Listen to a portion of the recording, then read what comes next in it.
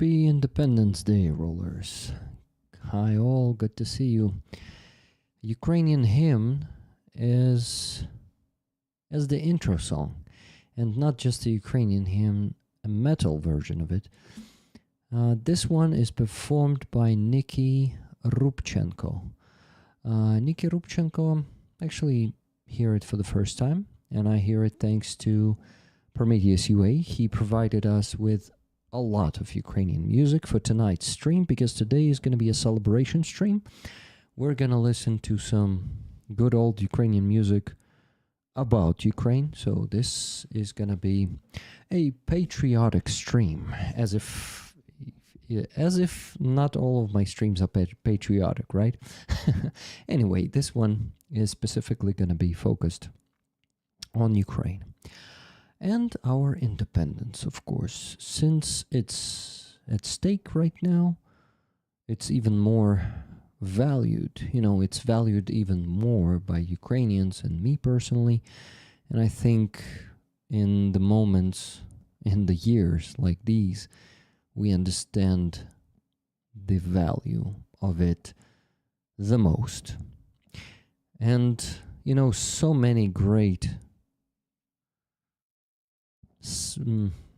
what's the word for that? Congratulations words were provided by our leaders, both military leaders, political leaders. President Zelensky posted a great, meaningful address today for the Independence Day, and I really enjoyed listening to it.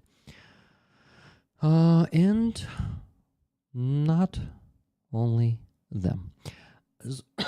I want to translate some of those addresses to you today. I would also like to, I don't know, we're going to have our guests here with us in just 40 minutes. And we're going to have even more celebration. Okay. And on this Independence Day, a lot of Ukrainian, why I say a lot? Because someone told me that it was around 146. It was Lydia. She told me on the Free Azov stream. She was in the beginning of the stream. I was talking to her in the beginning of the stream. And she told me this number, but I didn't see it online anywhere. No officials said that number was 140 something. So I'm not sure if it's correct. It might be just a rumor. But if it's not a rumor, that's a lot of Ukrainian defenders who came back home. But not enough, of course. Anyway, they are real heroes. All of them. You know, some of them break in captivity, and some may even... we hear these stories that some may even collaborate with the enemy.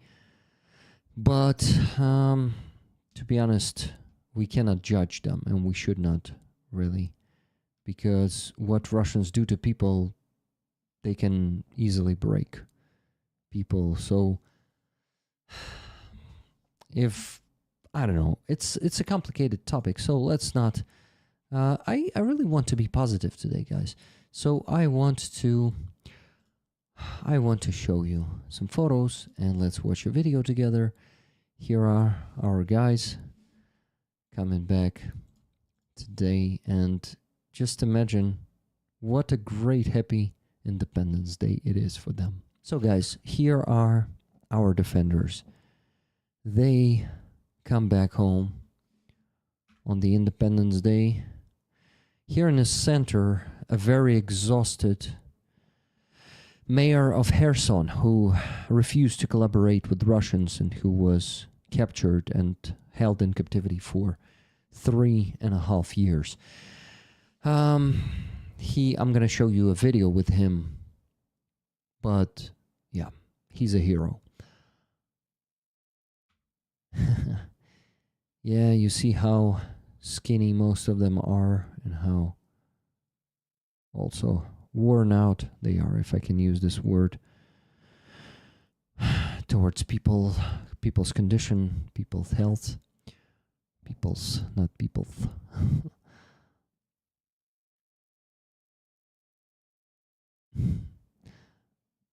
So good to see them smile.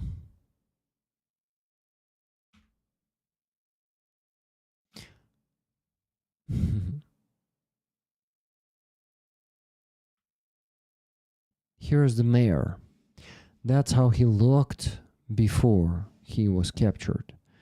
The mayor of Kherson. Now he looks like this. Сказали, що буде обмін, а потім сказали, що це жарт. Я думаю, що спеш вискочить там з цими куликами. He says, first they told us there's going to be an exchange, and then they said it's a joke. І буде казати, що розіграш. Але, бачите, сталося. Here I didn't understand him. It was inaudible. Все добре закінчилось, це головне. But he says, and you see, it happened how we were dreaming of it. Але дуже багато хлопців і But many guys are still there. Many guys. The hardest thing is for the young ones. They break. там молодь, вона ламається. Там Є настільки багато чого вам головне розповісти. завдання оцієї Росії. The main task of this Знищити нас Russian state is to destroy us physically and morally, і морально. mentally. Вони достатньо успішно це роблять. Дуже багато. And unfortunately, they are very successful in this. Unfortunately, many of the guys there don't, they cannot withstand all the torture. І просто травмують. And they're just getting traumatized. Yeah, this guy's very exhausted, and he got much older in the captivity. With Happy Independence Day. Slava Ukraini. Героям слава. He said, sorry, not Україні. Героям слава. His name is Volodymyr Mykolayenko. Please remember him. This is a good Ukrainian politician who didn't give up his city, his people, and his Ukraine. So this guy definitely deserves our support and respect. Okay. Laura N, hello to you. I remember reading the new mayor, Mykolayenko, turned down early exchange in 2022 to allow a critically ill cellmate to be exchanged instead. Wow, this guy is a legend. So this one is called Ukraine, and Taras Petrinenko is singing this one. Let's listen.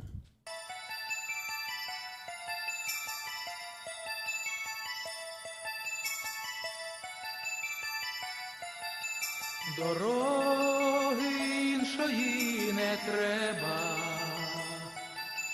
поки зорить чумацький шлях. Я йду від тебе і до тебе, по золотих твоїх стежках. But damn, that's a good song. I usually don't listen to this kind of music, but the quality is pretty good. And meaning, like, on the text, it's about the love to Ukraine, the prosperity, and great future and present. So this one is great. Yeah. Let's watch more photos from today's exchange, though. First, look at these faces. The guys are coming back home, one of the happiest moments in their lives, I am sure.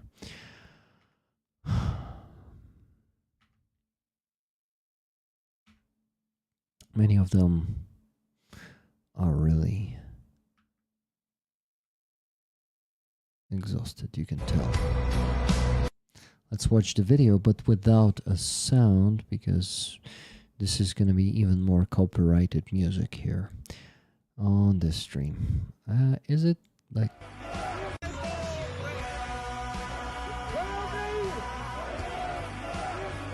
you know, I decided to watch it with music, whatever. We still gonna have like 10 copyrighted songs anyway.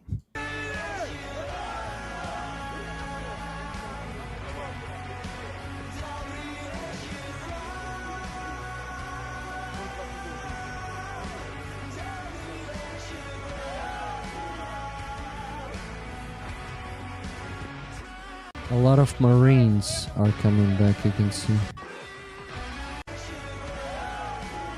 That's really cool.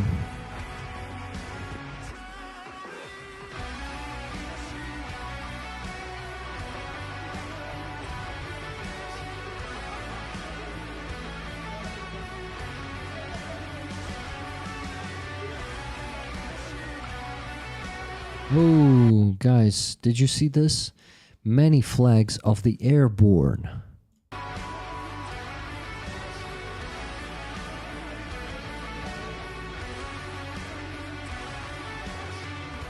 Вітаю з Днем Незалежності України. Сьогодні 24.08.2025 року. Слава Україні!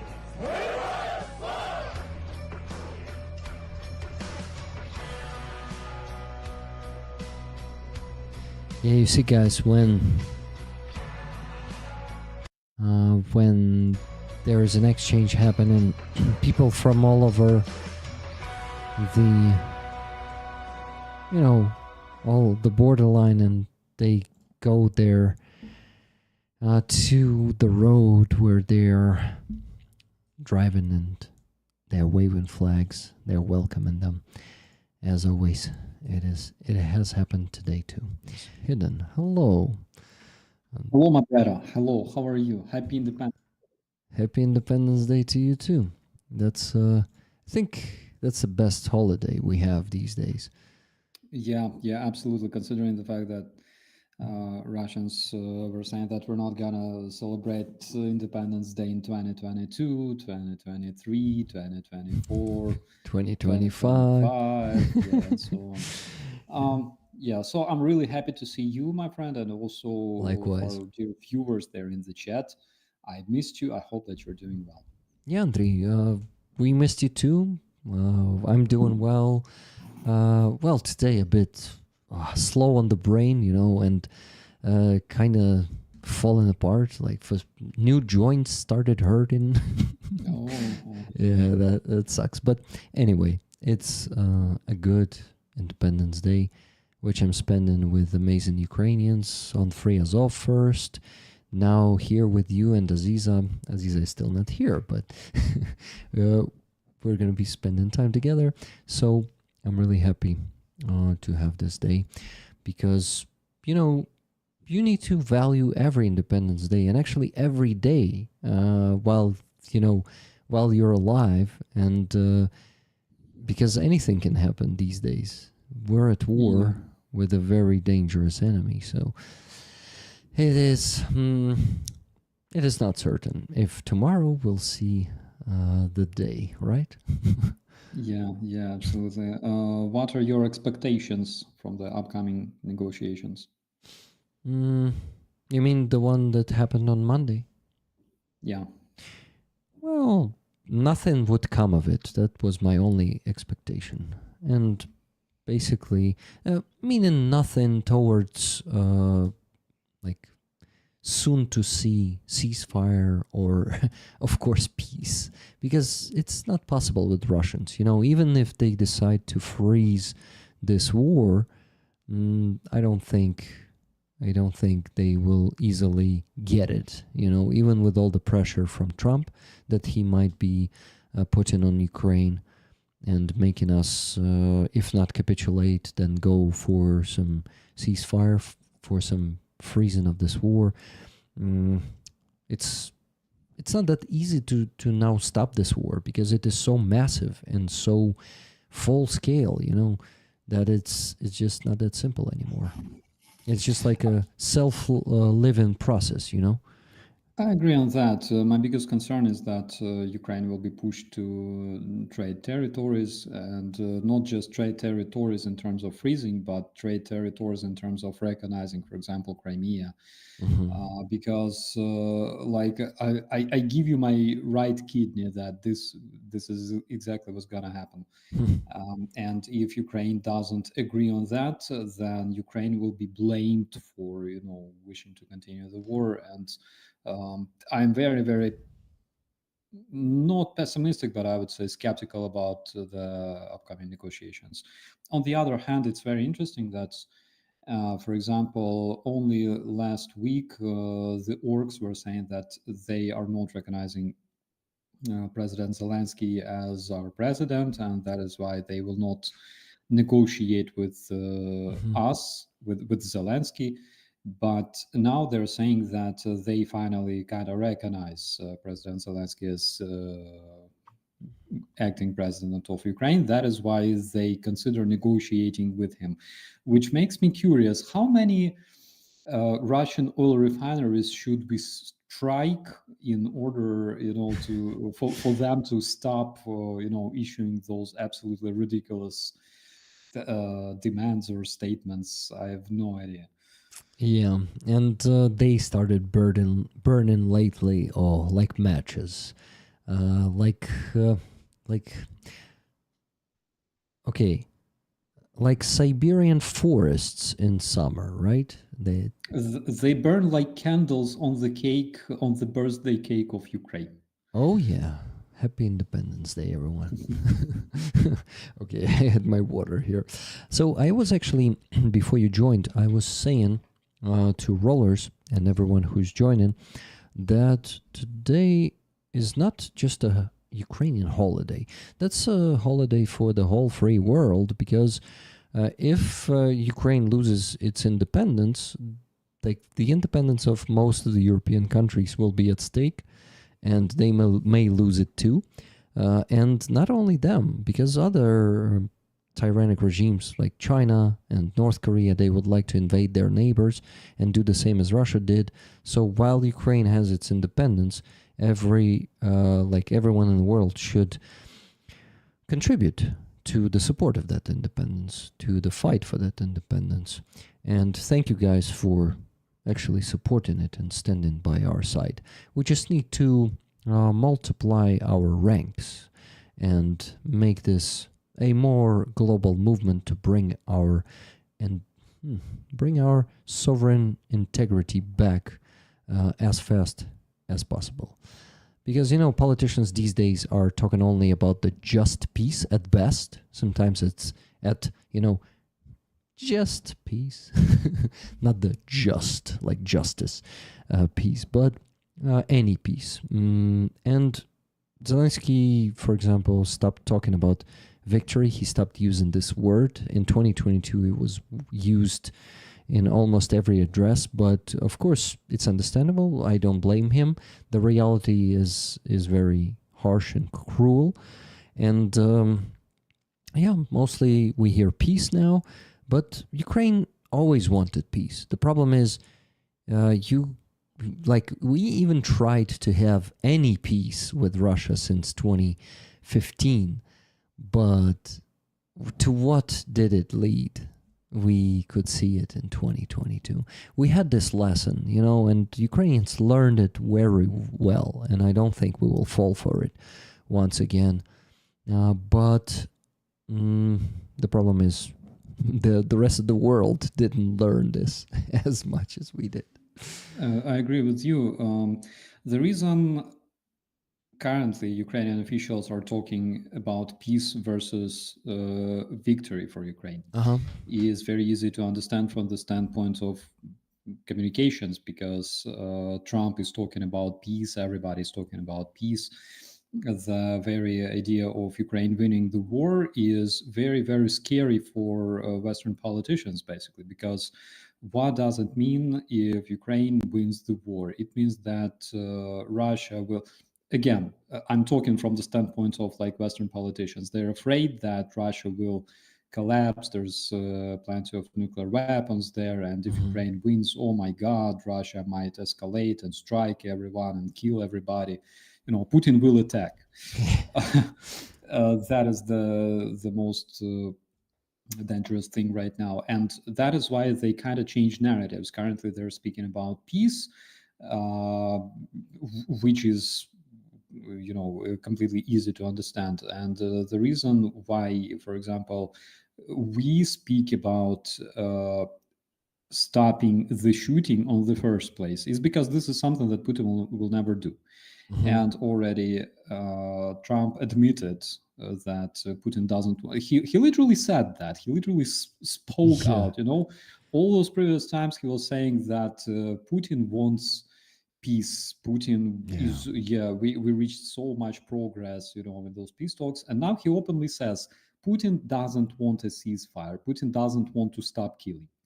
Putin wants like a deal immediately, so while he strikes us, he doesn't want to stop that because he doesn't want peace, but he wants peace. So that is like the craziest shit about the most ridiculous and the weakest administration the United States ever had. I'm sorry, but that's what I see. Yeah, I totally agree with you. It's just pathetic. And the reason we need the ceasefire, everybody understands that, because Ukrainians were attacked and we want to stop being killed. And after that, we will, of course, discuss everything else.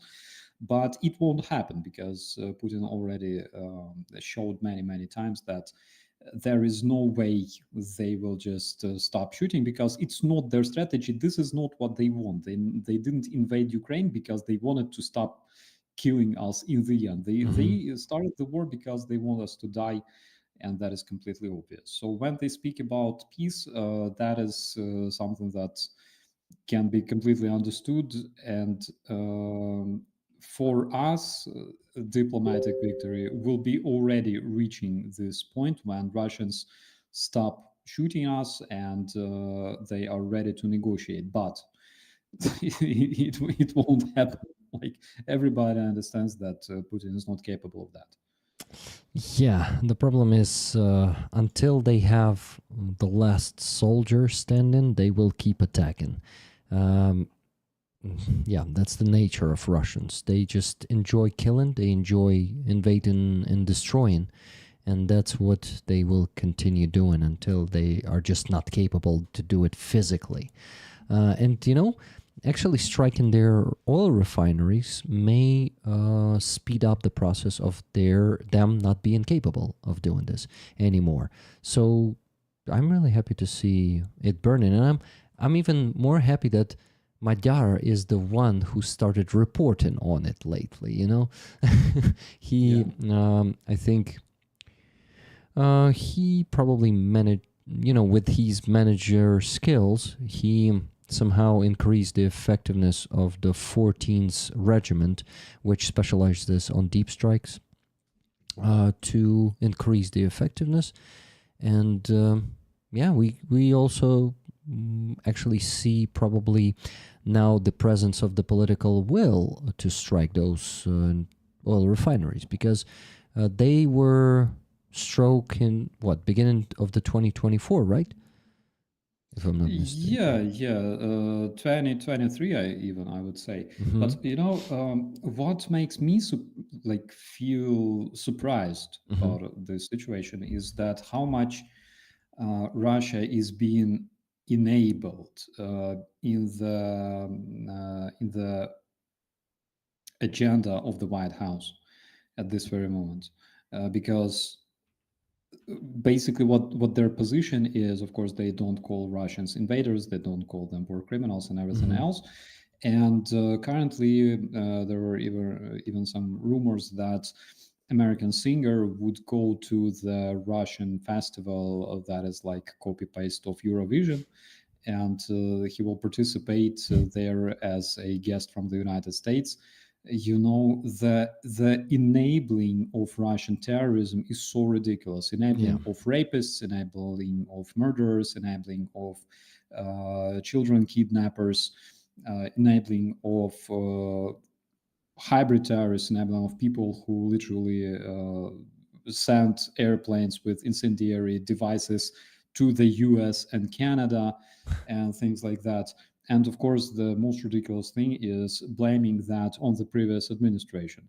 The order to send bombs to the United States and Canada was issued by Putin himself, not by Biden, not by Roman Pope. It was Putin, the one who launched those hybrid operations. And enabling Russian terrorism is so ridiculous. Today, I've been to the German McDonald's, actually, because we woke up in the morning and we're like, okay, what's open in Germany on Sunday morning? It's not like in Ukraine when in the midnight between Saturday and Sunday you can order sushi with delivery and everything will be fine. So we went to the McDonald's and I see like a bunch of flags hanging, under the ceiling, and there's like French flag, Japanese flag, Ukrainian flag, of course, and then there is also Russian flag. And I just, I look at that and I think from our standpoint, of course, Ukrainians would never hang Russian flag there because Russians, when they came to Bucha, they buried a lot of civilians in mass grave, and a bunch of those civilians were actually raped before they died. We don't want anything Russian in Ukraine anymore. Sorry. This is the moment when you understand that Russophobia has not just foundation, but it has like very, very strong ground. If you're not Russophobic today, it means that something is probably wrong with you. Yeah, exactly. Our Russophobia is Russophobia not enough. is not enough. Yeah, but I looked at that flag and I think that, in the mind of a European person, in the mind of a German, they probably think, well, Russia and Ukraine, they probably just, fight like, just two kids, fighting over a toy, which is so freaking, when from a standpoint of a former cop, all right, usually it's always very clear, like there is a victim and there is always a criminal, all right, and people who do crimes, there's all kinds of those people. There are people who commit domestic crimes, domestic violence and stuff like that. They can be very, very different, but generally they all have some big issues. And I remember throughout my career, I met all sorts of crazy people, all sorts of sexual abusers, all sorts of domestic abusers and things like that. And when you understand such situations, when there's always an aggressor and a victim, you understand that neither from the standpoint of morale nor from the standpoint of law, you cannot justify a criminal. All right. There's a lot of movies about Joker, for example, right? Joker, with Joaquin, whatever. Phoenix, yeah. Yeah, Joaquin Phoenix. Perfect movie describing why a dude became a villain, right?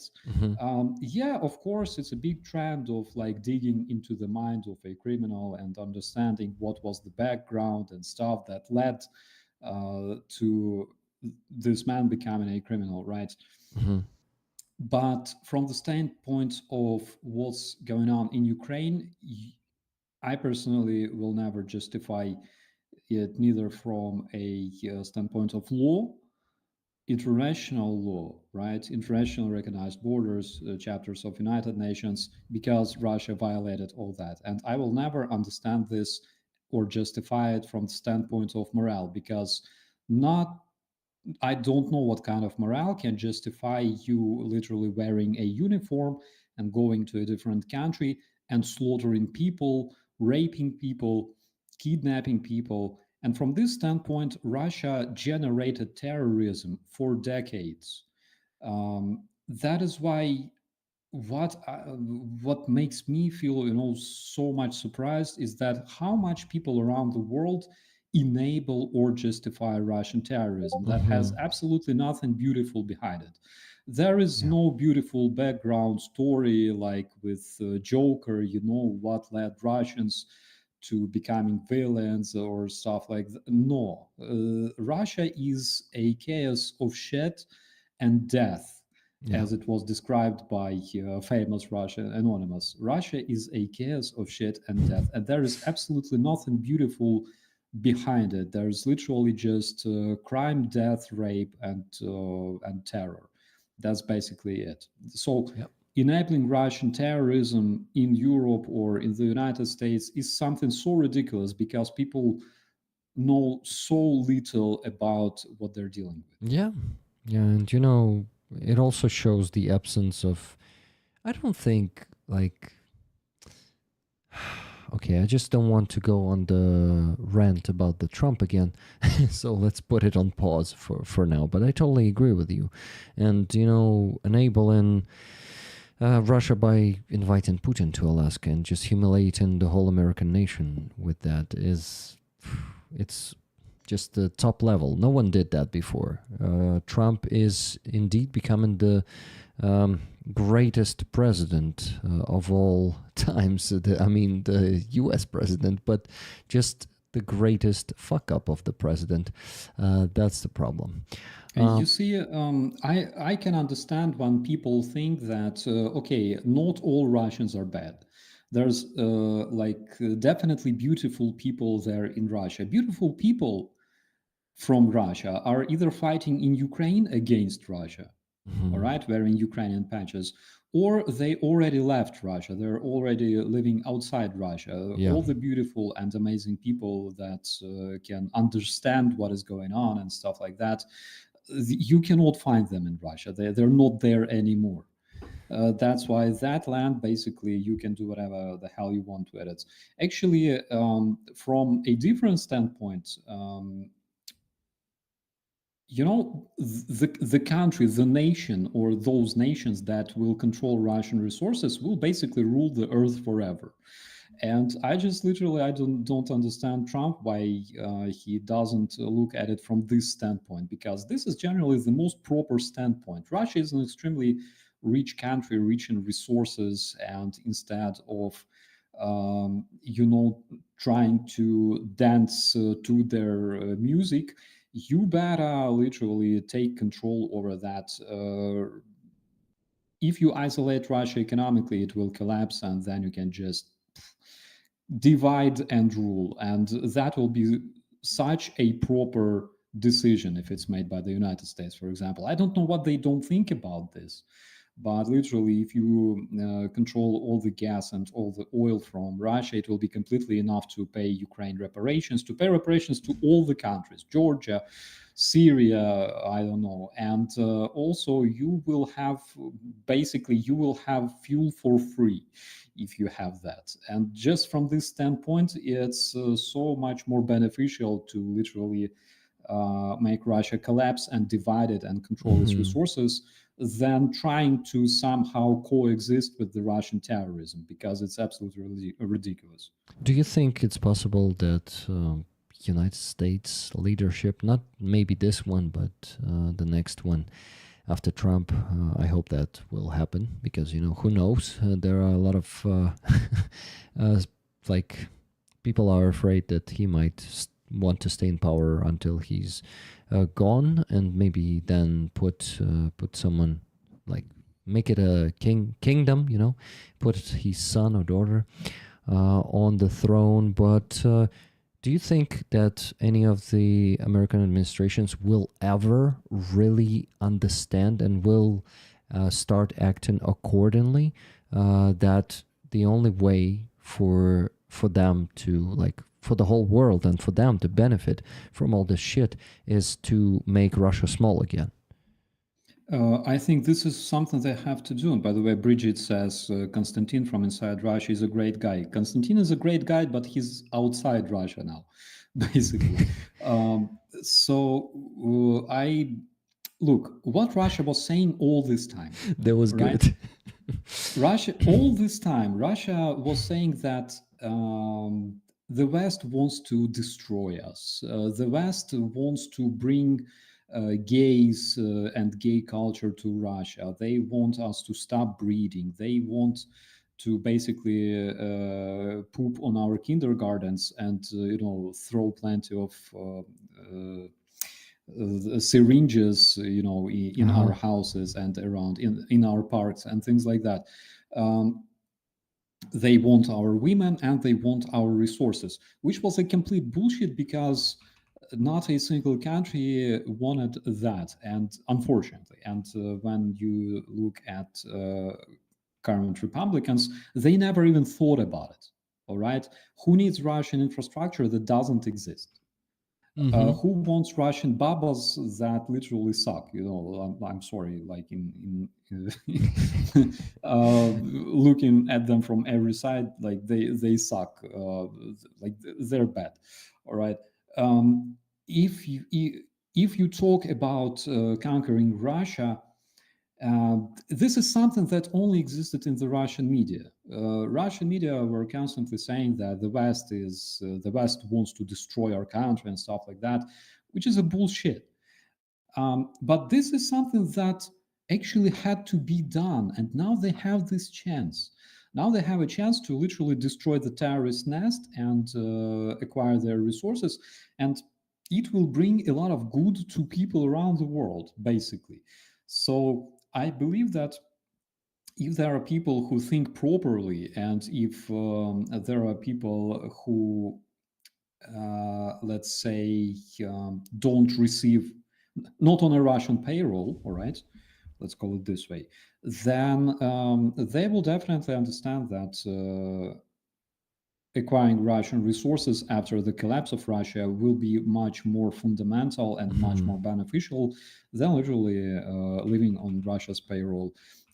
Tim Pool is actually a stupid idiot because he wanted to receive like $100,000 for video from Kremlin, but instead of that, like that would not last long. All right. Mm-hmm. Instead of that, he could make millions if he helped to make Russia collapse. And in the end, he could become, I don't know, he could create his own channel and make millions. Yeah. But apparently he's too cheap. And there's also another risk that if you are on Russian payroll, there is a big chance that you will get sucked out of window sometime eventually, in the future, Yeah. because you know too much.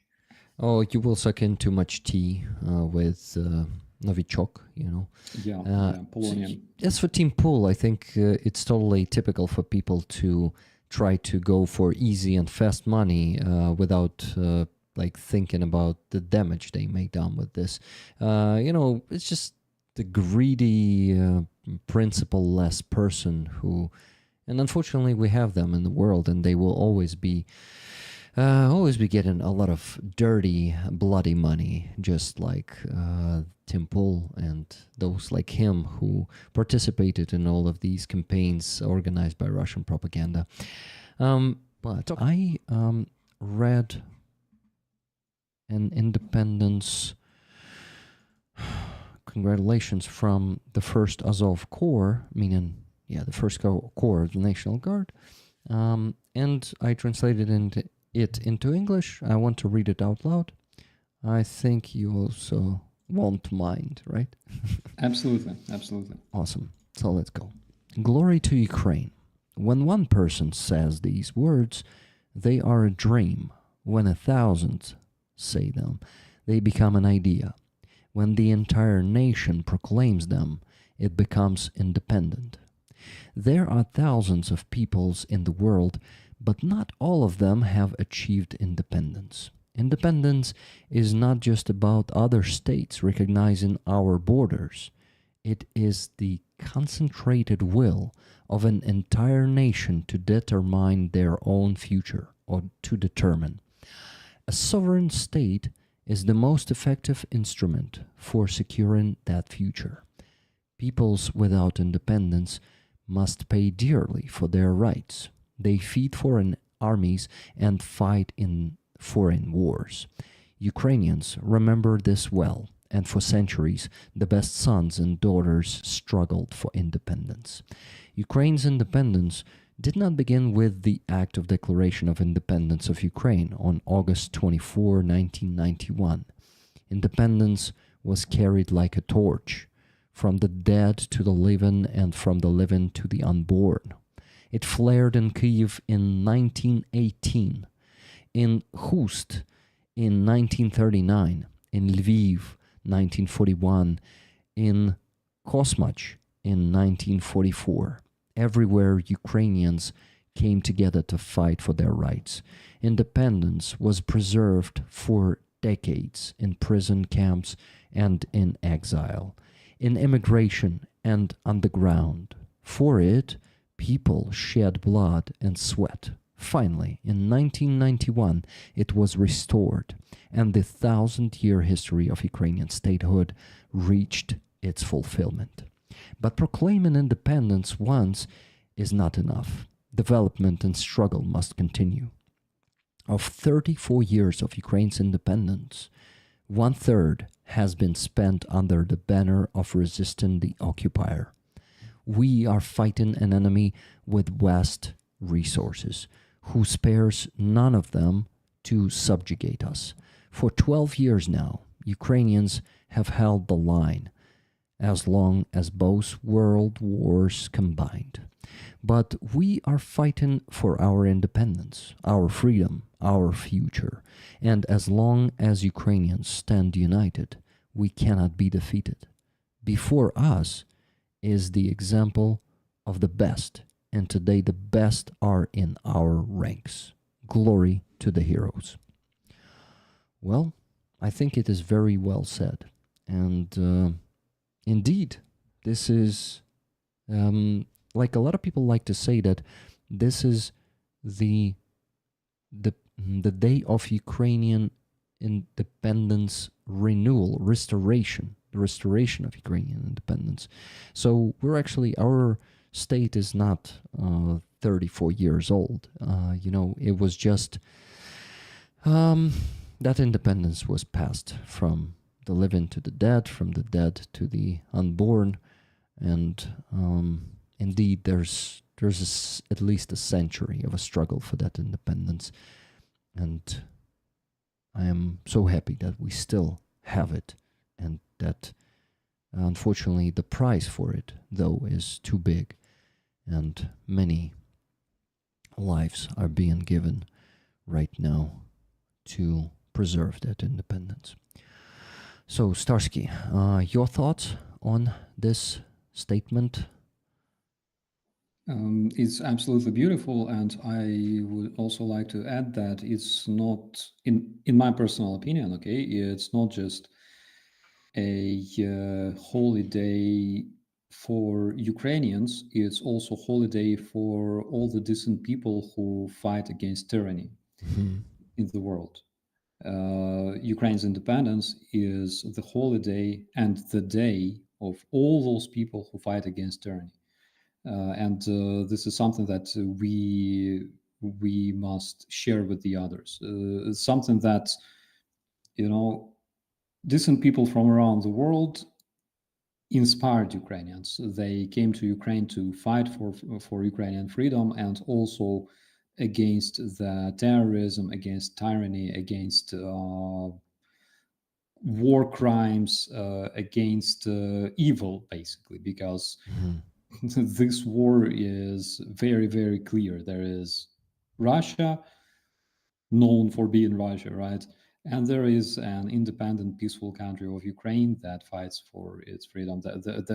It's so black and white, actually. And people who came here, they inspired us, they helped us, they keep supporting us.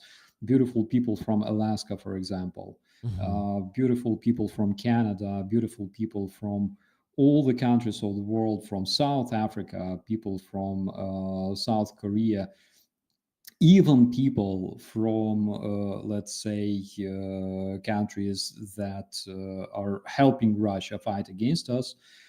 But I know so many amazing people coming from like Iran, people living in Ukraine but coming from Iran and saying that we are so ashamed of what our country does to your country, and there are so many people literally fighting for Ukraine with Iranian roots, and all those people are absolutely amazing. Again, not all Russians are bad, right? The only Russians I can respect are the guys who either support Ukrainian army or fight in Ukrainian army with Ukrainian patch, and we have those people here. They prove that they are decent and that they have dignity.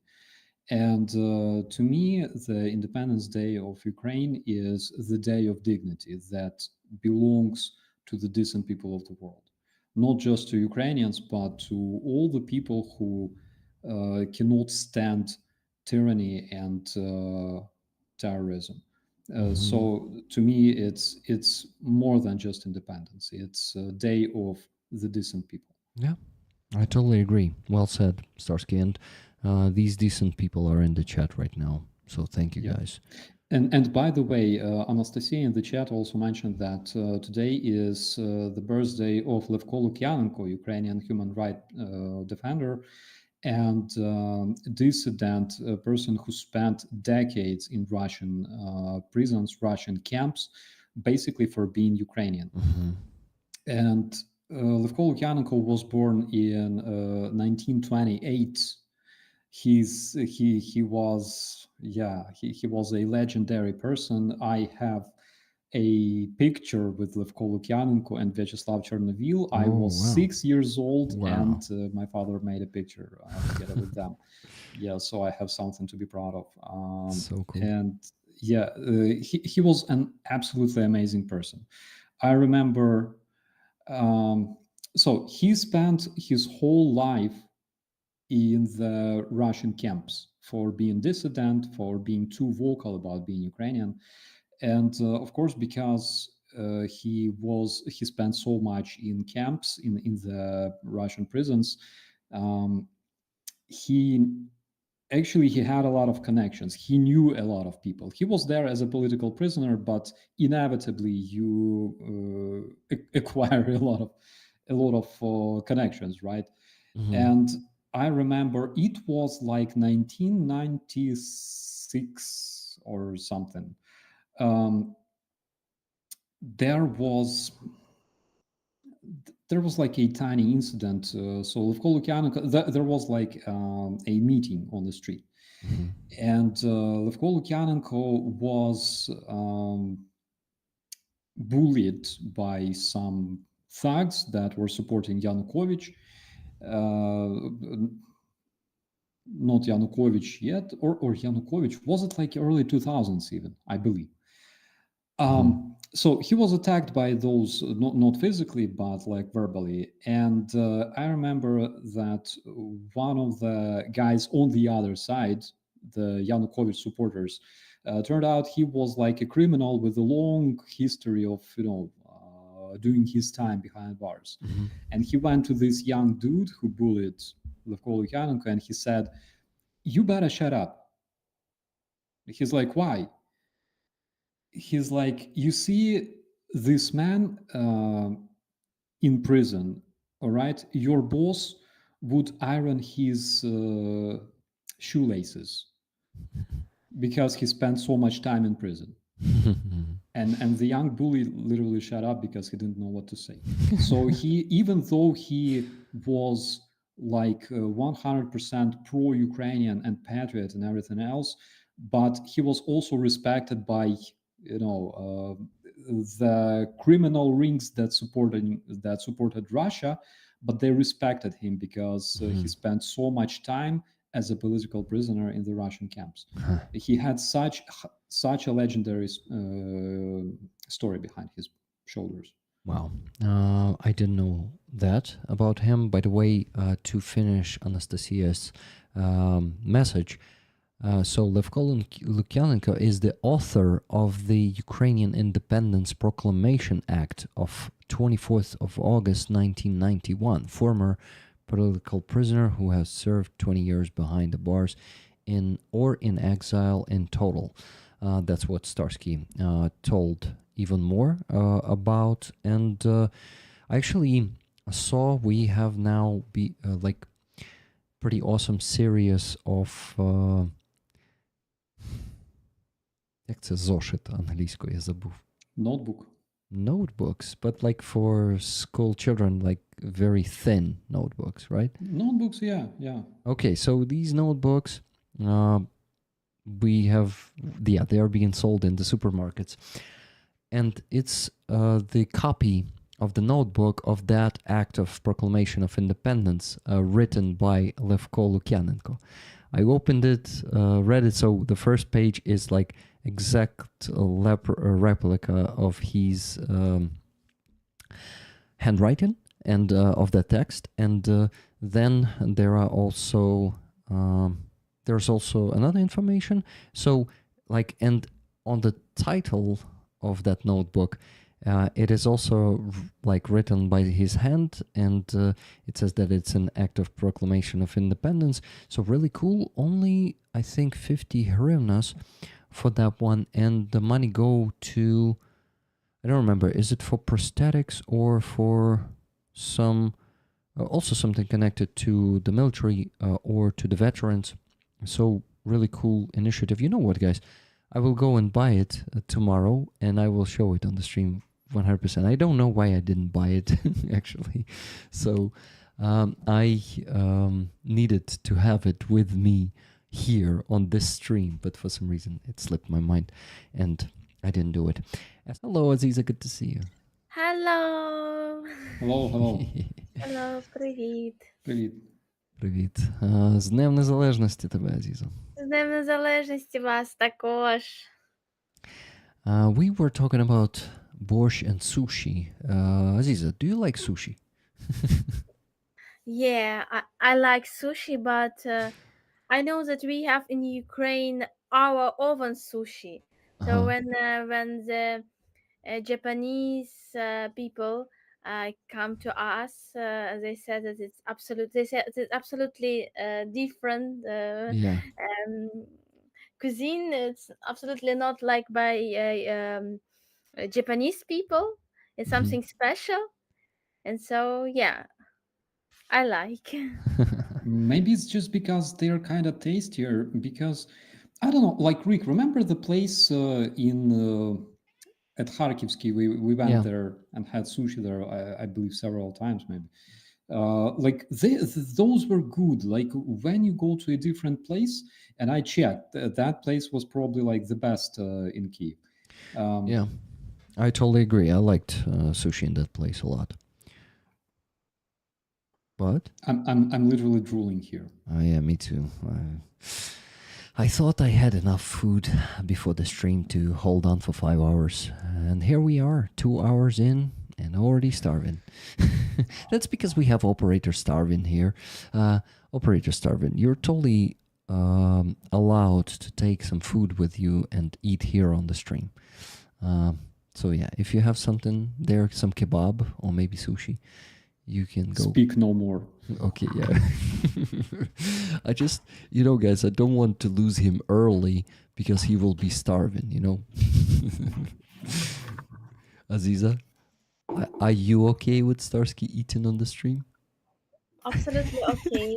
I have my Chinese tea with me. Okay. I'll also drink the tea. What snack is that? It's a copy paste of Pringles. It's not Pringles. It's a copy paste of Pringles. No. I know, but you said copy paste of, and I said Pringles, like copy paste of Pringles. I didn't mean it's Yeah. Pringles. Yeah, it's like with onion and sour cream. So even here, I can taste, the flavor of Ukraine just a bit. Shut up, Aziza. How are you feeling today? How is your illness? I hope it's going away. Today I feel myself much better, but I still can't understand what's wrong with me because I have problem with this part of my body, and it's doesn't go from me. It's still with me, and so, but I'm okay. Today was really so powerful day because we had this uh day of Vyshivanka's festival. So many years ago in Odessa was very huge festival, Vyshivanka festival. A Mhm. lot of I really didn't know that before this mainstream time when it began to be very popular after the occupation of and after the revolution of dignity. Before the time in Odessa was big festival of Vyshivanka, and today was like they um like Independence Day.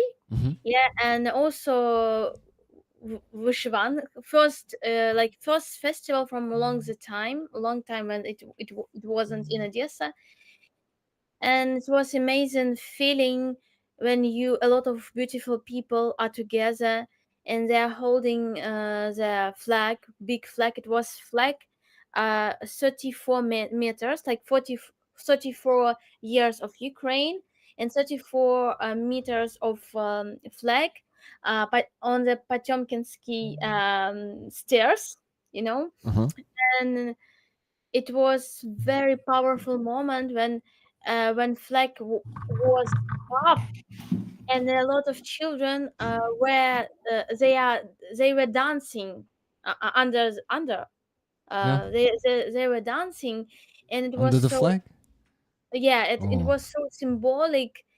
And so it was like, like absolutely happy moments um of being here, of being in this time, because of course it was also together with this action of memory, a silence of moment of silence, like so it was together with this understanding that we did so we gave a lot from us to be independent, to have our state, um, and at the same time it's like we in the same time we felt pain, happiness, um hope, and also of course a big when you don't know what we will have tomorrow. But The big unknown, right? yeah, but we still are doing our job, we still are fighting. And Yeah. after this it was two rallies for supporting um, Ukrainian soldiers in Russian captivity in two different location. It was one location was near the rally station. It Uh-huh. was like different families of different brigades. They created this rally, and it was a little bit different than Azov rally Uh-huh. because they have oven style. They have oven. You can feel more, you know, you can feel more pain and more, you know, not so joyful meeting, because they are very really they have a lot of struggle. They have a lot of suffering, and you can feel it. Mhm. And to ask him one woman, and she said that they that the commanders that said that her husband are lost, but like 19% he died because the place when he was lost, it was burned absolutely. Mhm. So perhaps he died, but she has this hope. She wants to believe that he is alive, and she like you can feel her real state. And but she's smiling. She's very, she tries to show us that she's okay, but you can feel this, this feeling deep inside of this person. And then it was really as of really um like always, very powerful meeting of different activists and also families of the soldiers. Yeah, it was good day. Even when I was not good, I felt myself not good. But in general, it was really a powerful day. and every year I could understand. I can understand something new about myself, about Ukraine, about my relationships with Ukraine, Crimea, with my friends, with Crimean people, with Ukrainian people, because we can just like I saw today the so that we have to be independent inside of us. We have to find this freedom and understanding what is responsibility. So we have to find this balance for reflection this time inside of us and outside. And I think it's about this. And I really happy that a lot of Ukrainian feel same time that so they want to understand this day, not like just this holiday and you are like joy like about nothing, but to Mhm. understand deep inside the sense of this day, the Yeah. history of this day, what another generation did for this day. It was not just like a present. It was big way of fighting, big way of like not victimization. It's not when you um gave yourself for your nation, for your people, for your poetry, for your truth. So it's really a powerful feeling, and I like that a lot of my friends. So it's absolutely different holiday than it was before. Like this Mhm. understand. Um, I Yeah. think before the occupation, of course, and before the full-scale war, and every year is something new for me because Mhm. I had another feeling 1 year ago because now I can understand more deeper myself and can be more connected with reason to be here. So it's my thoughts about this day. Mm. Thank you. Uh, I Starsky. wanted to share something. So I have a friend. One of my best friends here in Germany is Angelika Bayer. She's like Mhm. um, one of the coolest and most, I don't know, most known volunteers volunteering for Ukraine. She always brings like cars from Germany to Ukraine and stuff like that. So the other day she brought me like a bunch of stuff from Bavaria because she's originally from Bavaria, and uh, she cooks well. Yes, yes, absolutely. And she brought me like a lot of like these tiny packs. It says frische food and ganzen Tag. So in those packs, she brought me 1 kilogram of pork, and not just pork; it's smoked pork from like a tiny village in Bavaria, and the smell is just like I wasn't a big fan of like Ukrainian lard, even though I'm Ukrainian, but this one smells just so good. And so you just could understand, I have literally 1 kilogram of stuff like this, and it Oh. smells fantastic. It's like it's smoked and it's Bavarian, and I don't know what to add. It's just so good. I eat them like chips. I drive car. I eat the meat. I sleep. I wake up. I have like a pack of those next to my bed, and I'm just munching on those 24/7 because it's just so good. And I'm running out of the resources, but I hope that I will have opportunity to get those.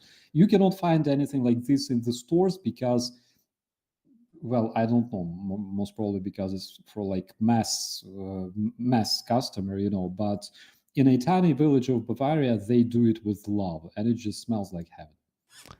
Oh. I think I did it. Uh, like it was a mistake to let him bring food to the stream. But enjoy a meal, Starsky. I'm just Thank you joking. so much. The NMK. Let's go back in history. Танок на Майдані Конго. Та ти шо? Remember those days? Yeah. So Starsky, unfortunately, I don't think I can play the sound through Google Meet, so I will ask you to listen it uh, on the second device, mute your mic and listen it on the other device, okay? Awesome. Let me start it. And let's go, guys. That's an absolute classics, and I think all Ukrainians know this one.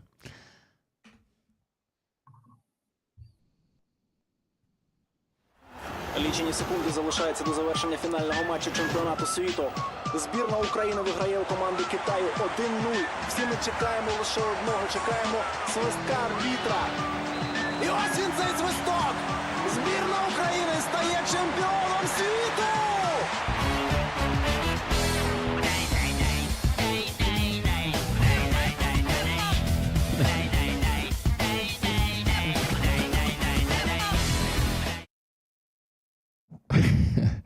That was awesome.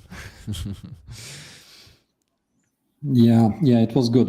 I gotta tell you one thing. So back in the days, in Kiev, I'm not sure about other cities, but back in the days when, like early 2000s, there were actually two biggest fan clubs in Ukraine. There was a fan club of Tartak, and there was a fan club of TNMK. And there were like Bogdan Logvinenko, like a lot of people know him actually. He's like a public figure organizing all kinds of fests and stuff. So he was in the fan club of TNMK. I was always like fan of Tartak and Irena Karpa, actually, фактично самі. So those clubs, they kind of fought all the time, between them, but we had friendly fights. But generally they were always like making fun of each other in all of their songs, stuff like that. It was really cool. Actually, unfortunately, was not listening to these bands back in the days. I actually knew about all of them, but for some reason I was never a fan. Probably because I was a kid back then, not very smart. Then I had to grow up. Aziza, what are your memories about those bands in those days?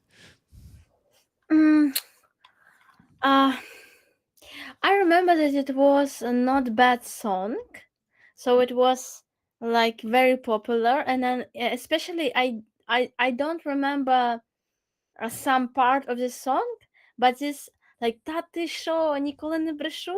I remember this, so it was like somewhere it was in my mind. This so it was very popular, mainstream pop song.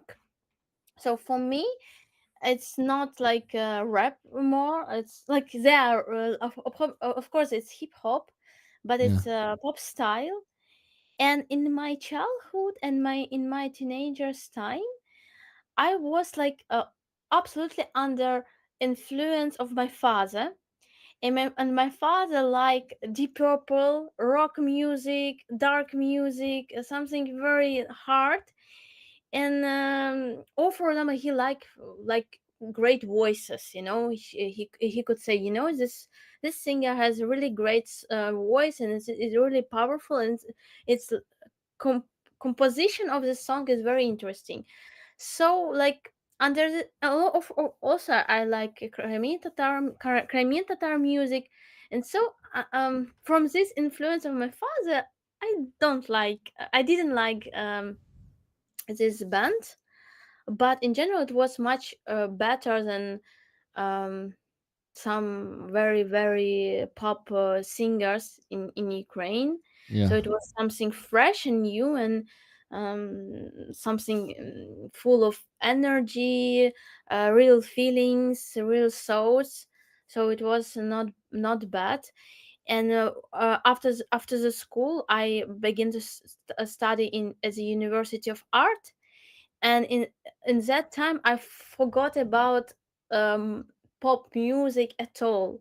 So I studied at the university, tried to be actress, and we heard another underground Kharkiv music bands, and unfortunately had influence from Russia.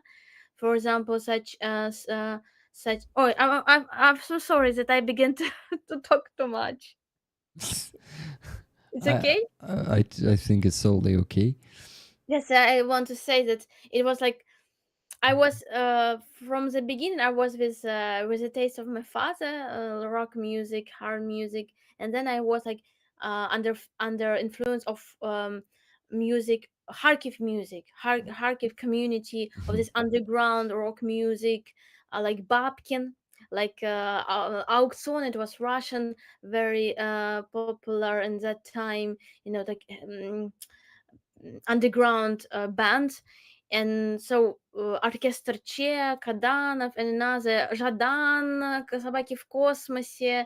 So it was not perfect music at all. Now I really didn't like it, but it was like a little bit.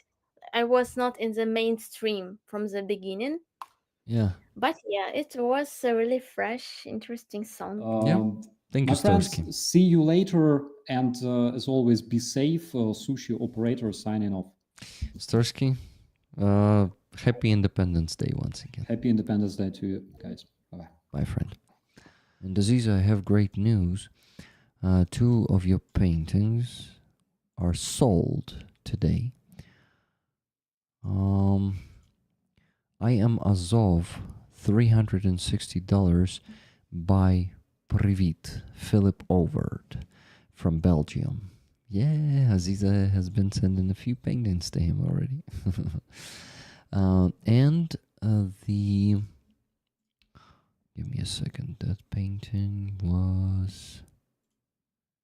Painting, where are you? Cover of the album, yeah. Yes, cover of the Menim Karakos Karakashkazim. This one is... It went for $200 to 9 Lives. 9 Lives. Thank you, and thank you, Philip Oward. Aziza sent me You know, something. this Vivian Mort inspired me to share with you this song. It was released in the time of with my students' time. Uh-huh. It was my first album, but not my. So we did arrangement with my musician, but the writer, the poet was another person, Uh-huh. another musician. So it's not my. Uh, I'm not. Uh, creator of these lyrics and Uh-huh. this melody, but we created this arrangement together with my musician. And so it's about this pop rock music. And it's very interesting how you will. So I really don't like it now, but it's interesting what you will say. How Let's listen. Okay. Okay, guys, some experiment. Let's go. It is called The Forgotten Fingers.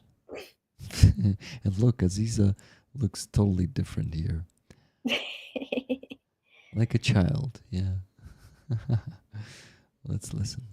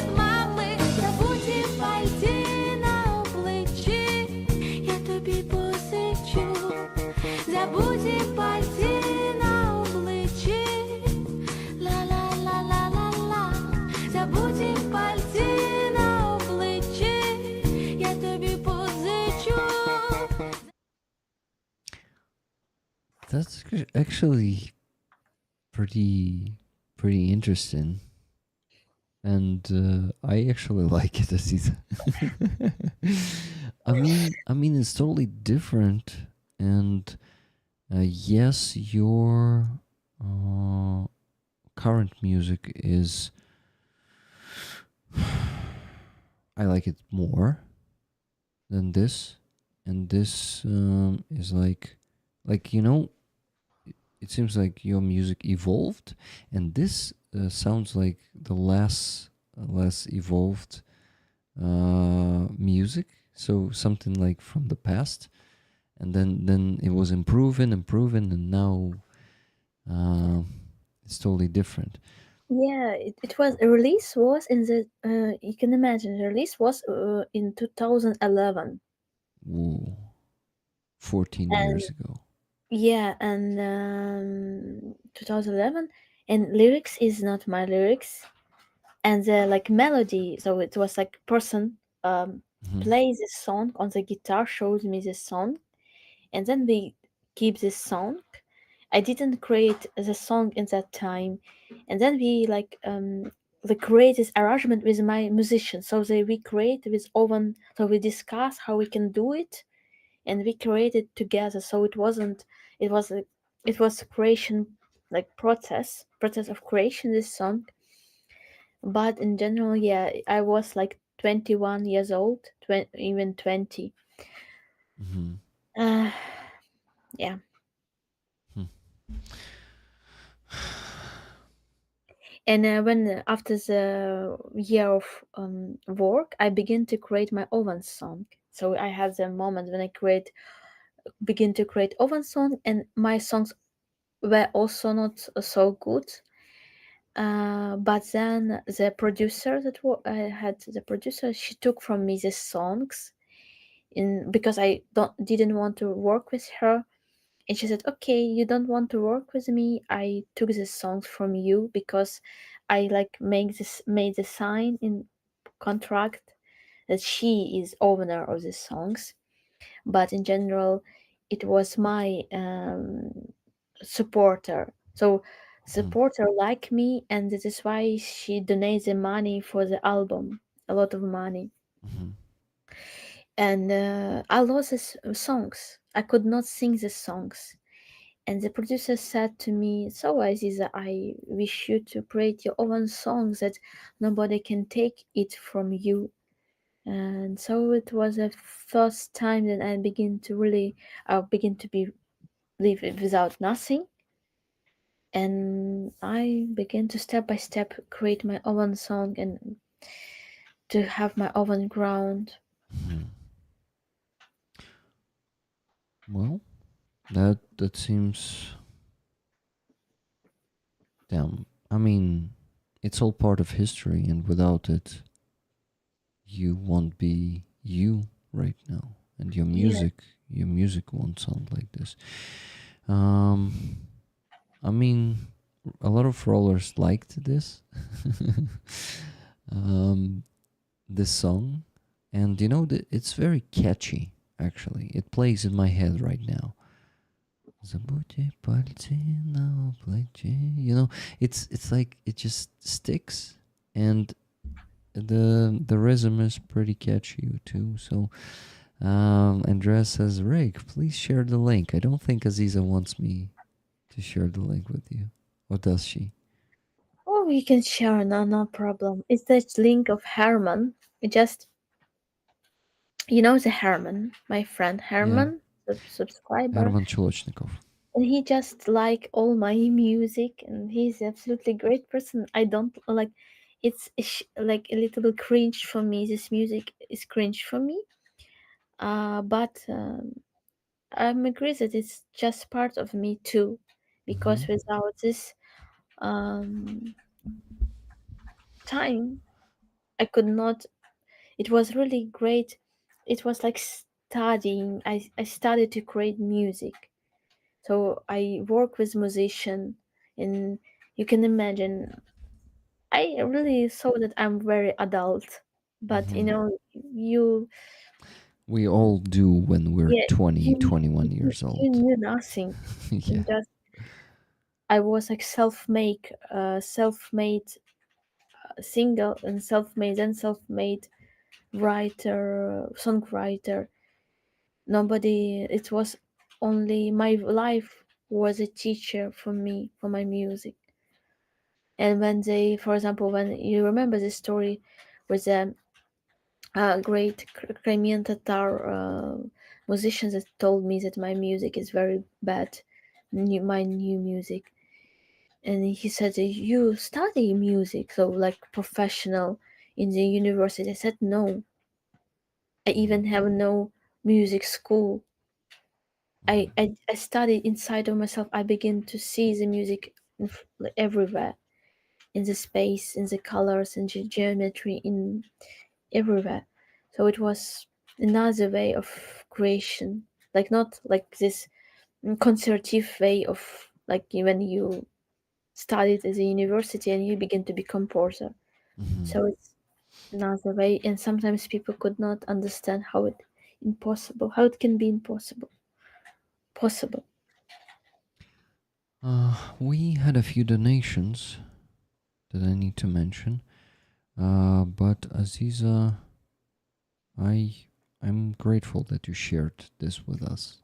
It's really interesting, and it was really surprising to look at you when you were 20, 21 years old.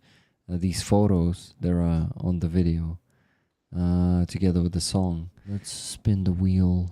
You see 1 to 525. Let's spin the wheel. And, okay, not and, but in 3, 2, 1. Spinning. Good luck to everyone. And, yeah, it's clicking pretty loudly. The winner is number 305. Number 305. Let's go check who that is. 305. That's Brian. Congratulations, Brian. Brian is always sharing half of his tickets. And he is winning this time. Brian, congrats, my friend. I hope you're still watching. If you're not, congrats anyway. This beautiful flag goes to Brian R. Okay. So, rollers, this was like a good old days, almost 7 hour stream. 6 hours, 48 minutes. Aziza, thank you so much for sharing it with me Thank you. and Great. being I was such. happy to be in this day, this great day, in this great end of the day, Yeah. with a good reason. We did it. Yeah. You know, Aziza, I have an idea. We should do a stream with you where we sit and listen to Palindrome and discuss the songs, because I just discovered that we can do this with you and really discuss different music and judge it and really tear apart some Ukrainian musicians. Yeah, I'm I joking. know. I don't like to be cruel to another musician, I was just exaggerating and joking, Aziza, I but I know. just want to be honest. Don't say, it's okay for me. Just Yeah, it's yeah. not Just for okay. me. It's like not like some people may like it. Did she sing Kiss the Wounds or what? Or Heal the Wounds? No, no, no. Цілуй Okay. її рани. She sang Dana. Yeah. Kiss, kiss. She said kiss. Okay, guys. This was a fantastic stream. Even though it was a bit hard to reach the goal, we did it. So you see, the most important thing is to never give up.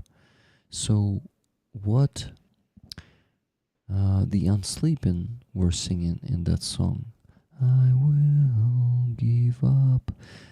It's actually about the dead guy who is a ghost already, and the ghost will give up. Ghosts are allowed to give up, okay? But people should never give up. Till we are alive, we Yeah, have to fight. you know, people, I thought, okay, maybe Russians should give up, but they're not people. So, yeah, those creatures should give up, but not people, not real people like you guys. So, thank you so much for not giving up. And me and Aziza, we also didn't give you up. We didn't let you down. We never run around and desert you, and our soldiers, most importantly. So, thank you so much for raising the funds today. Aziza, hugs to you, my friend. Thank you so much for all your hard work. And your painting went for 300, one of them today, and the second one for 360. You should be proud of yourself. You didn't just help me reach the 3,000, and you did it in an amazing way. You also sold two of your paintings in total for $660. I'm happy. Thank you so much, dear friends. Thank you, Rick. Thank you. Okay, dear friends, Aziza, if you still don't want to sleep right away after the stream, read the chat because Rollers will definitely thank you and me for the stream, and you will be happy to see those messages. Live long, prosper, and donate, everyone. And Slava Ukraini. Героям слава. Can I do it that wide? Yes, I also can do it that wide. Nice. Okay, guys. Happy Independence Day once again. Happy Independence Day. And good night. Bye, everyone. Thank you for watching. Please like this video, leave any comment under it, and subscribe to this channel if you haven't yet. You can find the full stream recording this clip was taken from here. And I invite you to join us on Rick the Ukrainian here for live streams and videos from Ukraine. Thank you, and live long and prosper.